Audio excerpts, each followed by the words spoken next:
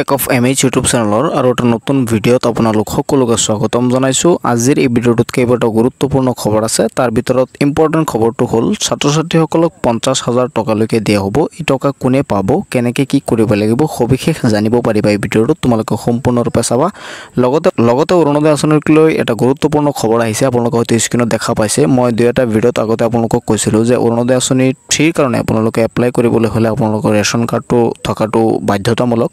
তো এই বিষয়ে মুখ্যমন্ত্ৰীগৰাকীয়ে তেওঁ টুইটাৰ একাউণ্টত অফিচিয়েলি ঘোষণা কৰিছে যে আপোনাৰ অৰুণোদয় 3.0 যদি আপুনি এপ্লাই কৰিব বিচাৰে তেনেহ'লে আপোনাৰ ৰেচন কাৰ্ডটো লাগিবই। আপোনালোকে হয়তো দেখা পাইছে one card one benefits ration card mandatory for eligibility. তাৰমানে আপোনাৰ অৰুণোদয় 3.0 যদি আপুনি এপ্লাই কৰিব বিচাৰে তেনেহ'লে আপোনাৰ ৰেচন কাৰ্ড থকাটো বাধ্যতামূলক। এই কথাটো মাননীয় মুখ্যমন্ত্ৰী ডক্টৰ হিমন্ত বিশ্ব শৰ্মাই তেওঁ টুইটাৰ একাউণ্টত অফিচিয়েলি ঘোষণা কৰিছে।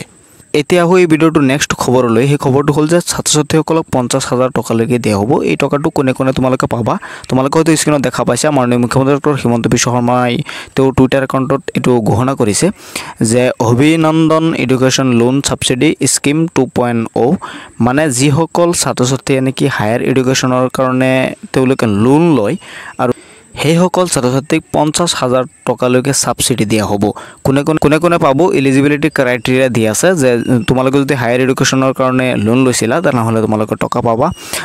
আৰু সেই লোন মিনিমাম 2 লাখ হ'ব লাগিব। 2 লাখৰ তলত হ'লে নহ'ব, মেক্সিমাম হ'ব পাৰে কিন্তু মিনিমাম 2 লাখ হ'ব লাগিব।